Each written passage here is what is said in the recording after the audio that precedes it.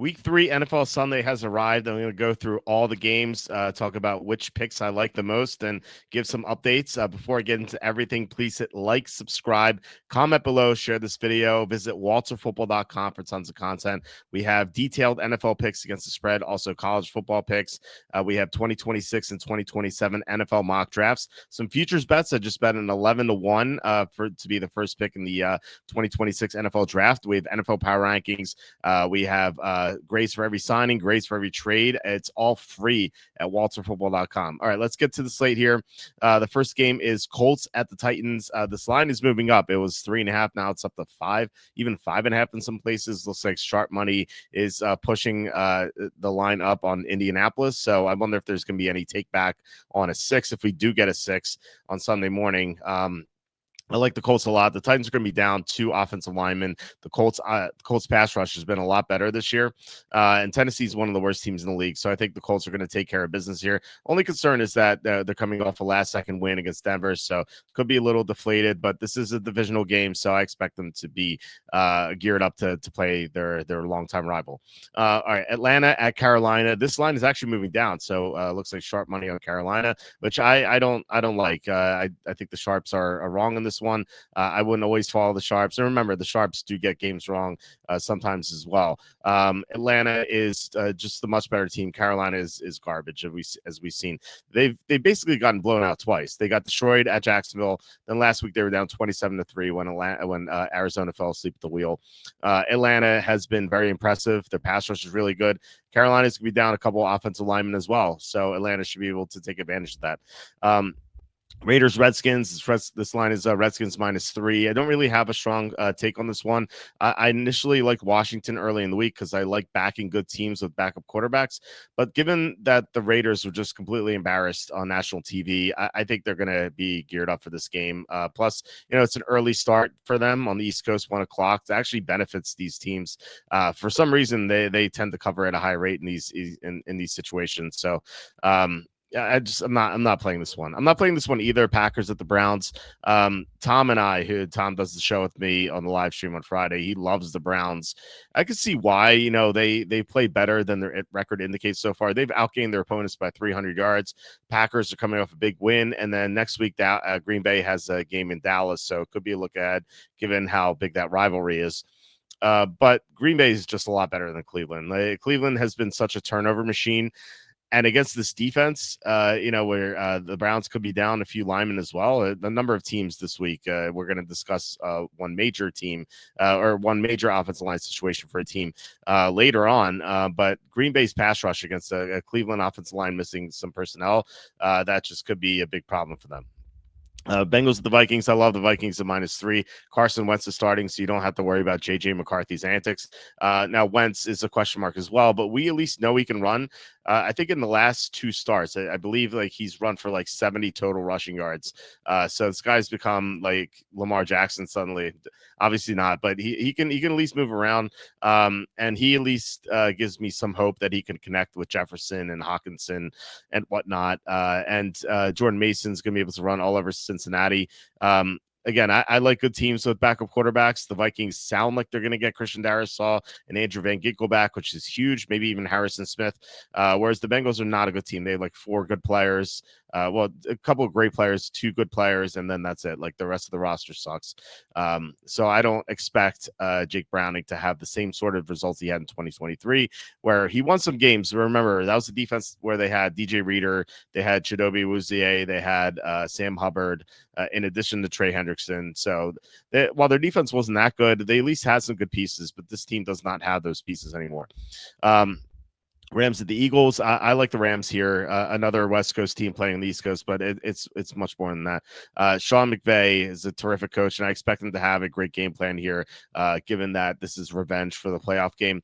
And the Eagles really don't seem all together yet. I know they're 2-0, so it seems a little silly to say, but they really haven't played that well in these games. They barely beat Dallas, and then last week, if Travis Kelce doesn't drop the ball at the goal line, the Chiefs take the lead in the fourth quarter, and the Eagles may have lost that game. So It's I don't think they should be favored by 3.5 here. Also, one thing to keep in mind, Adam Schefter reported that the NFL instructed the officials to be careful with the tush push because it's been pointed out that the Eagles are getting false starts on these that are being uncalled because they go so quickly. So if these tush pushes don't work, that could be pretty impactful for the Eagles.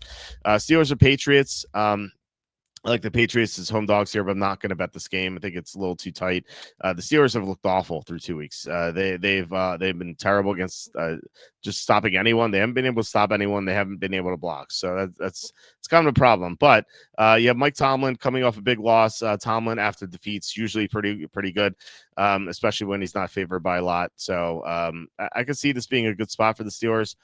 I just don't think they're very good, and the Patriots are an up and coming team, and I feel like they should be favored by 1.5, not the other way around. So I like New England. Just keep in mind, New England is the number one public team this week. So if you want to fade the public, just go with the Steelers. Jets at the Buccaneers. This line was 7.5. Now it's down to 6.5 because Tampa is that team I was talking about where they have a ton of injuries on the offensive line.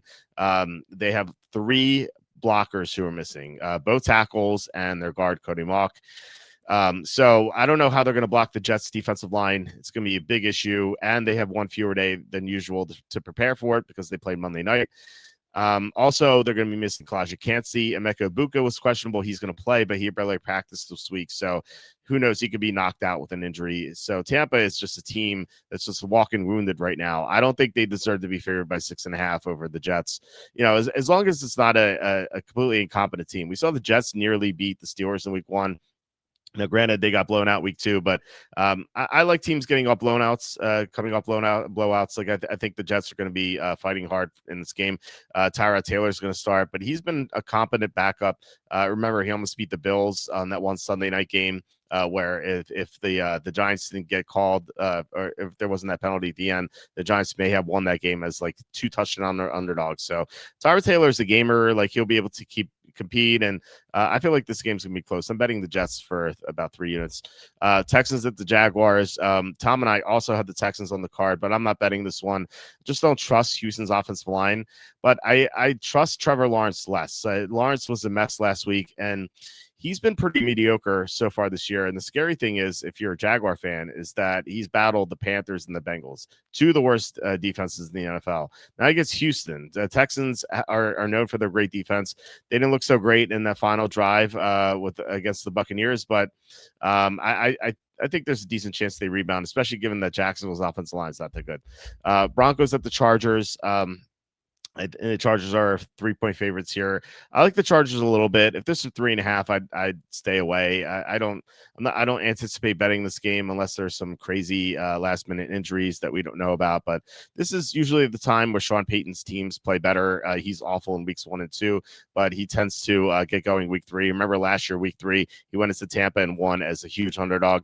That was before people knew that Denver was going to be a good team, but Denver hasn't looked good yet. But they could definitely rebound here. But the Chargers are so well coached right now. Justin Herbert's playing out of his mind. I think I'd side with the Chargers, but I could see this being a push. I could see the Chargers winning by 3. Saints at the Seahawks. Be careful if you're taking Seattle and Survivor. Jackson Smith and Jigba is questionable with an illness. Seattle is missing like three defensive backs, including the top corner, and they have a game coming up on Thursday against Arizona. So, and plus they're coming off an upset win at Pittsburgh across the country. So this is an awful spot for them. Now the Saints are an awful team, so they could still win by double digits, but man, it's just a really rough spot. And do you really trust Sam Darnold to come through for you? I don't. And if you're planning on betting Seattle, do you trust Sam Darnold to win by more than a touchdown? I don't. So I will be passing on this one. Cowboys at Bears. So I initially was thinking about Chicago here, but Chicago has a ton of injuries. Their cornerback situation is a mess. Their top outside corner, Jalen Johnson, is just placed in IR. Their top nickel corner, Kyler Gordon, is injured. He was out last week, and we saw what Amon-Ra St. Brown did. So CeeDee Lamb just looks like he's going to eat today.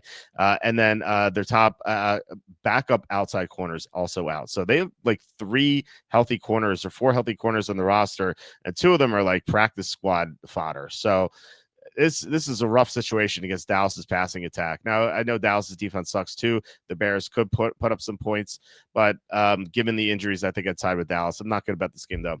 I will be betting San Francisco. They're only -2 or -2.5, depending on where you look. Again, I love good teams with backup quarterbacks. Mac Jones showed last week that he is solid when coached up well and when he's surrounded by great talent, i.e., Christian McCaffrey and Ricky Pearsall's coming on. Jawan Jennings had a big game, and plus an offensive line with Trent Williams. Mac Jones is just set up to play well, and Arizona is a team that just they're pretty easy to handicap. I think they crushed bad teams. They are, I believe, they're 9-1 against bad teams dating back to week 1 last year. They're 2-8 against good teams dating back to week 1 last year. They just don't beat these good teams.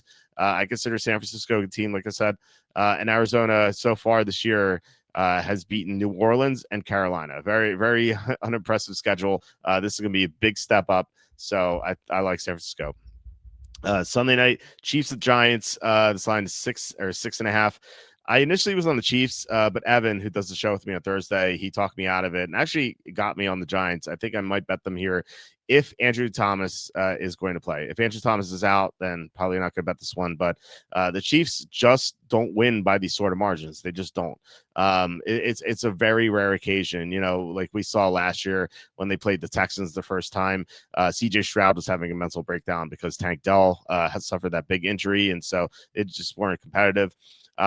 But I think that the Giants they showed a lot of improvement last week, granted against a bad defense, but they still have Malik Neighbors, they still have Wan'Dale Robinson, they have Theo Johnson who's coming on at an athletic tight end. Cam Scatterbo is looking good. They have some offensive pieces to score on the Chiefs, and the Chiefs don't really have the offensive pieces to score on anyone. They have no receivers. You're going to have Mahomes running around like a chicken with his head cut off. It's going to be ridiculous. And you know what the Chiefs are going to do? They're going to win like 24-23. They're not going to cover the 6-point spread, but they're going to win outright. So, yeah, I would take the +6. Like I said, going to wait until Andrew Thomas's status before kickoff. I'll have an update on that on walterfootball.com. So check that out. It'll be posted around like 7:45 Eastern. And then Lions Ravens. I like Baltimore here, except they have some injuries. Justin Matabuke is already out.